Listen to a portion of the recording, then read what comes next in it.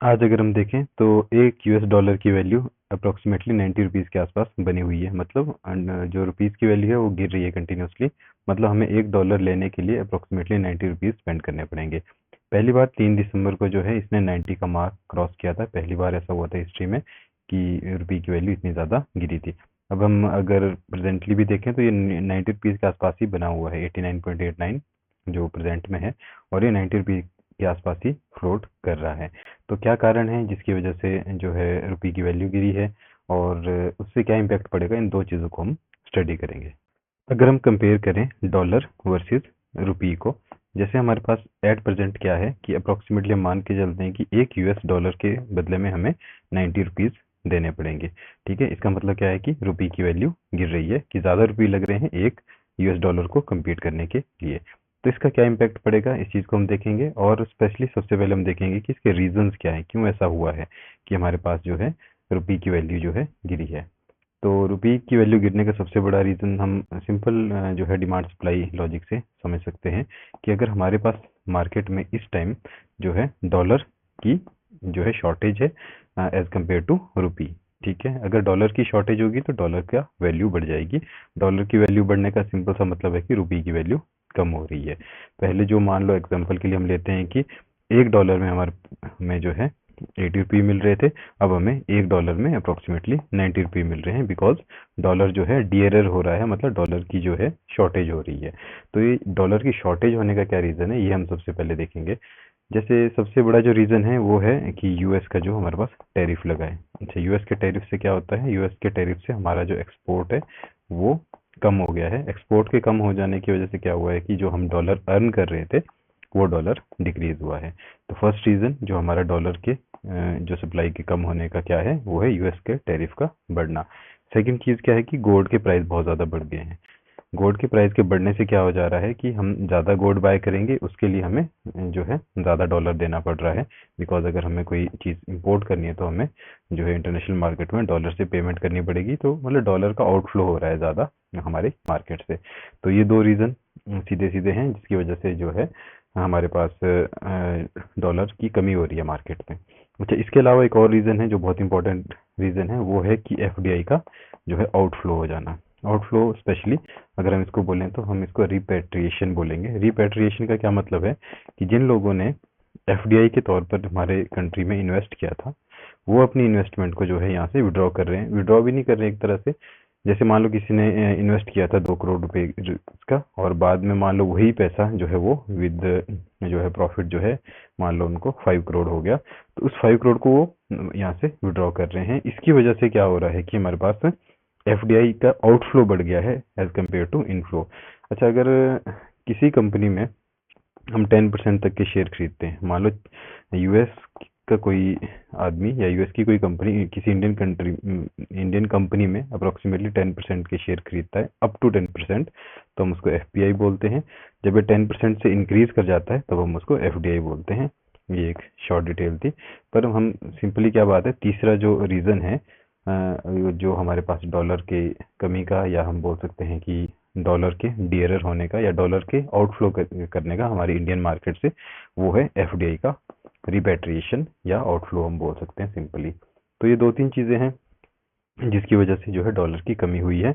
इसके अलावा थोड़ा बहुत असर जो है यूएस एड का जो है कम होना है, यूएस एड के थ्रू जो हमें हेल्प आती थी उसका भी कम होना है। रेमिटेंसेज में थोड़ी बहुत कमी आई है, ये भी एक रीज़न है, बिकॉज यूएस वगैरह जहाँ से सबसे ज़्यादा रेमिटेंस आया था आता है हमें, वहीं जो है बहुत ज़्यादा महंगाई हो गई है। तो इस वजह से वहाँ से जो है रेमिटेंस में कुछ एक शॉर्टेज आई है, बहुत ज़्यादा नहीं है, बट ये छोटे छोटे रीज़न ये भी है, जैसे यूएस एड का कम होना और रेमिटेंस का कम होना for short period of time के लिए। तो इस वजह से डॉलर की कमी हो रही है। जब मार्केट में डॉलर की कमी हो रही है तो डॉलर डियरर हो जा रहा है। जो चीज़ डियरर है उसकी वैल्यू क्या है, बढ़ेगी। उसकी वैल्यू बढ़ेगी तो हम देख रहे हैं कि एक यूएस डॉलर 90 रुपये तक पहुंच गया है।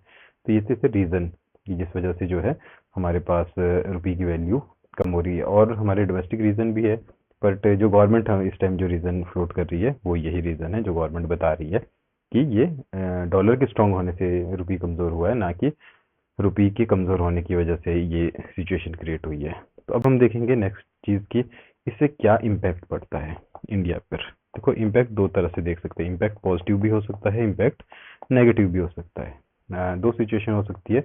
अगर हम जो है इम्पोर्टर है, if we are importing from outside, तो क्या इम्पैक्ट पड़ेगा, और दूसरा केस होगा एक्सपोर्ट का। हम इम्पोर्ट का पहले केस देखते हैं। मान लो कोई चीज़ हम यूएस से $1 में खरीद रहे हैं, मतलब हमें उसके लिए फॉर एग्जांपल इस टाइम जो है डॉलर जो है 80 रुपीज़ के बराबर है। ठीक है, अगर हम कोई यूएस डॉलर जो एक यूएस डॉलर डॉलर में कोई चीज़ खरीद रहे हैं, तो हमें 80 रुपीज़ पे करने पड़ेंगे उसके लिए। मतलब सिंपल सी बात ये है। अगर वही चीज़ हम अगेन एक यूएस डॉलर में खरीद रहे हैं यूएस से, यूएस में सिचुएशन कोई चेंज नहीं होती, जितनी महंगाई जैसी थी वो वैसी की वैसी है सेकंड केस में भी, जैसा कि फर्स्ट केस में था वही सेकंड केस में है। बट इंडिया में क्या है, रुपये की वैल्यू कम हो गई है। रुपये की वैल्यू क्या हो गई है, मतलब 90 हो गई है। कहने का मतलब क्या है कि $1 90 रुपये के बराबर हो गया है। आउटसाइड से तो हमें $1 में ही वो चीज़ खरीदनी है, बट $1 के लिए यहाँ हमें 90 रुपीज़ देने पड़ रहे हैं। मतलब अगर हम इंपोर्ट ज़्यादा करते हैं, इन दैट केस हमें ज़्यादा स्पेंड करना पड़ेगा अपनी करेंसी में, because to meet the same amount of dollars.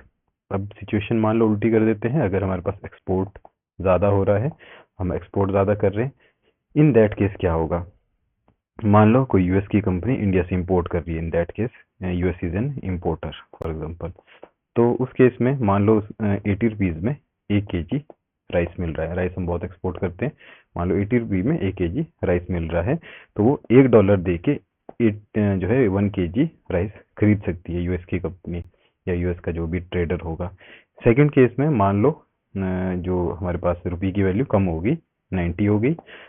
In that case वो $1 में 90 रुपीज़ का चावल खरीद सकता है। 80 रुपये का तो 1 kg आ जाएगा, बाकी 10 रुपीज़ का वो एक्स्ट्रा चावल खरीद सकता है।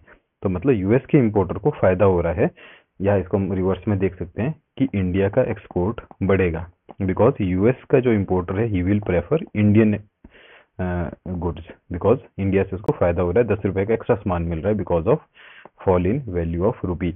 तो जो कंट्री ज़्यादा एक्सपोर्ट करती है, स्पेशली लाइक चाइना है, वो जानबूझ के अपनी करेंसी की वैल्यू को जो है कम भी कर लेते हैं समटाइम्स। ठीक है, डिवैल्यूएशन कर लेते हैं उसका। तो इस तरह से ये चलता है। तो हमें फ़ायदा होगा या हमें नुकसान होगा, it depends upon either we are importer और हम एक्सपोर्टर है, उस पर डिपेंड करता है। तो कोई कंट्री जो है खाली इंपोर्ट या खाली एक्सपोर्ट तो करती नहीं है। तो ये इस बात पे डिपेंड करता है कि हम ज़्यादा इंपोर्ट करते हैं या ज़्यादा एक्सपोर्ट करते हैं। पर अगर हम इंडिया की बात करूँ तो हम ज़्यादा इंपोर्ट करते हैं। मतलब बहुत ज़्यादा हमारा जो ट्रेड बैलेंस है वो नेगेटिव में रहता है। तो दैट्स वाई हमें इससे नुकसान ही होगा ओवरऑल, अगर कंट्री के पॉइंट ऑफ व्यू से देखें तो। अब हम बात करते हैं कि क्या किया जा सकता है इस सब चीज़ों के लिए, हम क्या कर सकते हैं। तो जो मनी मार्केट है हमारा, उसको मैनेज करता है आरबीआई। तो आरबीआई क्या क्या कर सकता है, दो सिचुएशन हो सकती है। ये तो आप लेसे फेयर मार्केट रखो, मतलब कि फ्री मार्केट रखो कम्प्लीटली, कि जो मर्जी मार्केट एस्टेब्लिश करे एक्सचेंज रेट उसको मान लो। दूसरा हो सकता है कि कंप्लीट कंट्रोल रखो मार्केट पर। ठीक है, तो दोनों ही एक्सट्रीम सिचुएशन है, या तो आप फ्रीली मार्केट को फ्लोट करने दो या कंप्लीट कंट्रोल रखो। ठीक है, तो इंडिया समवेयर इन बिटवीन है कहीं, ना ही हम फ्रीली उसको फ्लोट करने देते हैं, ना ही हमारा कंप्लीट कंट्रोल है।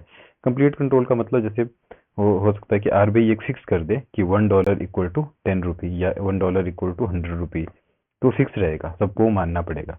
जबकि फ्री फ्लोटिंग में क्या होगा, डिमांड और सप्लाई से डिसाइड होगा कि क्या वैल्यू रहेगी हमारे पास डॉलर की या रुपी की, या उनके बीच में क्या रिलेशन रहेगा। तो इस टाइम हम क्या तरीका अपनाते हैं इंडिया में, आरबीआई किस तरह का तरीका अपनाता है, और एक नई टर्म भी इंट्रोड्यूस हुई है, वो भी हम देखेंगे। तो आरबीआई तरीका अपनाता है हमारे पास कि एक तरह से फ्री फ्लोट होने देता है। ठीक है, उस सिचुएशन तक जब तक कि कोई बहुत ज़्यादा अनस्टेबिलिटी ना आ जाए। अगर हम देखें तो 2023 तक हमने यही अपनाया है, लिबरलाइजेशन के बाद से 2023 तक। लिबरलाइजेशन से पहले कंप्लीट कंट्रोल होता था। अगर हम लिबरलाइजेशन से पहले का पीरियड देखें, मतलब 1991 से पहले का देखें, तो उस टाइम कंट्रोल था complete. After liberalisation up to 2023 हमने फ्री फ्लोट को अपनाया, मतलब मार्केट की फोर्सेस पे ही बिलीव किया है, डिमांड और सप्लाई पर। और अगर हम उसके बाद की बात करें तो हमने एक अरेंजमेंट दिया जिसको बोलते हैं स्टेबलाइज्ड अरेंजमेंट। स्टेबलाइज्ड अरेंजमेंट का मतलब ये है कि हम जो है एक पर्टिकुलर विंडो के अंदर जो है इस रेट को कंट्रोल करेंगे। मतलब जैसे हमारे पास फॉर एग्जांपल 80 रुपीज़ है रुपी एज कम्पेयर टू $1, तो हम इसको 80 से 82 होने देंगे या 80 से 78 होने देंगे, इसी के बीच में फ्लोट कराएंगे, बिकॉज दोनों ही चीज़ें जो है पॉजिटिव और नेगेटिव हो सकती है, चाहे रुपये का स्ट्रांग होना हो चाहे रुपये का वीक होना हो। तो हम इसको एक पर्टिकुलर विंडो के अंदर ही मूव होने देंगे, उससे ज़्यादा जो है हम इसको फ्लक्चुएट नहीं करने देंगे, तो इसको स्टेबलाइज्ड अरेंजमेंट बोलते हैं। ये भी जो है आरबीआई ज़्यादातर इस पर काम करते हैं, इसको अपनाता है। आरबीआई किस तरह से कंट्रोल करता है? आरबीआई इस तरह से कंट्रोल करता है कि अगर मान लो मार्केट में डॉलर की शॉर्टेज हो जाए, तो आरबीआई क्या करेगा कि अपने फॉरेक्स रिजर्व में से जो है कुछ एक डॉलर मार्केट में जो है सप्लाई कर देगा, ठीक है। और जिससे क्या हो जाएगा कि डॉलर की जो है अवेलेबिलिटी बढ़ जाएगी, मतलब डॉलर उतना डियरर नहीं रहेगा फॉर मार्केट, तो उससे जो है स्टेबलाइज हो जाएगी मार्केट। बट रिसेंटली जो आरबीआई क्या कर रहा है कि आरबीआई अपना फॉरेक्स में से कोई भी जो है डॉलर मार्केट में इन्फ्यूज नहीं कर रहा है। उसका रीज़न ये है कि आरबीआई का कहना ये है कि अगर कोई कंटिजेंसी सिचुएशन आ जाती है और उस केस में हमारे पास अगर डॉलर नहीं होगा तो हम उसकी सिचुएशन को हैंडल नहीं कर पाएंगे, महंगाई बहुत बढ़ जाएगी, ये चीज़ें बहुत अनस्टेबल हो जाएगी, तो आरबीआई ने इसको मार्केट फोर्सेस पर छोड़ दिया एक तरह से। बट वो जो नई टर्म आई है उसको बोलते हैं क्रॉल लाइक अरेंजमेंट। अच्छा, क्रॉल लाइक अरेंजमेंट ये टर्म दी है आईएमएफ ने। आईएमएफ ने क्या बोला है कि इंडिया में जो रुपये की वैल्यू घट रही है एज कम्पेयर टू डॉलर, वो कम्प्लीटली फ्री फ्लोइंग नहीं है, फ्री फ्लोट नहीं है एक तरह से, वो एक क्रॉल लाइक अरेंजमेंट है। मतलब इंडियन जो आरबीआई है या इंडियन गवर्नमेंट है वो क्या कर रहे हैं, रुपये को गिरने दे रहे हैं, बट स्लोली स्लोली गिरने दे रहे हैं, इस तरह से नहीं कि उसका मार्केट पर बहुत ही ज़्यादा इम्पैक्ट हो। तो हम देख सकते हैं, अगर पिछले अगर हम इसको देखें, अगर ग्राफ को देखें, तो जो रुपये का गिरना है वो स्लोली स्लोली हो रहा है, एक ही दिन में बहुत ज़्यादा मेजर शिफ्ट नहीं है, कोई कोई ड्रास्टिक शिफ्ट नहीं है एक ही दिन में, तो उसको स्लोली गिरने दिया जा रहा है कि मार्केट अनस्टेबल ना हो, ठीक है, उतना ही कंट्रोल करेगा सिर्फ आरबीआई। तो उसको क्रॉल लाइक अरेंजमेंट बोल रहे हैं कि मतलब हम उसको रोकेंगे नहीं गिरने से, बट इतना फ्री फ्लोइंगली गिरने नहीं देंगे कि भाई मार्केट अनस्टेबल हो जाए। तो ये आईएमएफ ने बोला है कि इंडियन रुपी फ्री फ्लो में नहीं गिर रहा है, क्रॉल लाइक अरेंजमेंट से गिर रहा है। तो एक नई टर्म दी है। तो हमने देखा कि क्या क्या रीजन थे, रीजन को हमने देखा कि स्पेशली डॉलर का कम होना, डॉलर किन किन रीजन से कम हो रहा है वो हमने देखा। दूसरा हमने देखा कि इसके इम्पैक्ट क्या होंगे, तो इम्पैक्ट हमने देखा इंपोर्ट और एक्सपोर्ट पॉइंट ऑफ व्यू से। अच्छा, जब हम ये इम्पैक्ट देखते हैं इंपोर्ट और एक्सपोर्ट पॉइंट ऑफ व्यू से, तो इन दैट केस हम क्या है, बाकी सभी जो पैरामीटर्स हैं उनको कांस्टेंट मान के चलते हैं, जैसे कि कंट्री में जो है इन्फ्लेशन कितना है, या बाकी जो कंट्रीज का जो है क्या सिनेरियो है। जैसे इंडिया सिर्फ यूएस से ही ट्रेड नहीं करता है, उस टाइम चाइना की क्या स्थिति है, चाइना में तो महंगाई नहीं बढ़ रही है, या जैसे दूसरी कंट्रीज जिनसे भी हम ट्रेड करते हैं, या इंटरनेशनल मार्केट में और कोई चेंजेस तो नहीं आ रहे हैं, जैसे कोई वॉर लाइक सिचुएशन हो। तो बहुत सी फैक्टर्स पे ये डिपेंड करता है, not only these two factor. बहुत सिंप्लीफाई करने के लिए हमने इंपोर्ट और एक्सपोर्ट से समझा है, और उसमें यूएस डॉलर और इंडियन रुपये को कंपेयर किया है। तो ये हमने देखा रीजंस, इम्पैक्ट, और देन हमने देखा कि क्या हमारे पास अरेंजमेंट है टू कंट्रोल दिस थिंग, या क्या हमारे पास अरेंजमेंट है टू स्टेबलाइज दिस थिंग। तो आरबीआई ही ये सब काम करता है, बट अलग अलग सिचुएशन हो सकती है, या तो पूरी तरह से कंट्रोल हो या पूरी तरह से फ्री फ्लोइंग हो। बट हमने देखा कि इंडिया में समवेयर इन बिटवीन हम रहते हैं, हम उतना ही कंट्रोल करते हैं जितना कि मार्केट बस स्टेबल बनी रहे, ठीक है, उसमें अनस्टेबिलिटी ना आए। This was all about current scenario, जो कि हम देख पा रहे हैं कि जैसे रुपये की वैल्यू बहुत ज़्यादा गिरती जा रही है, और किस तरह से ये रिसेंटली जो है 90 के भी पार चला गया था।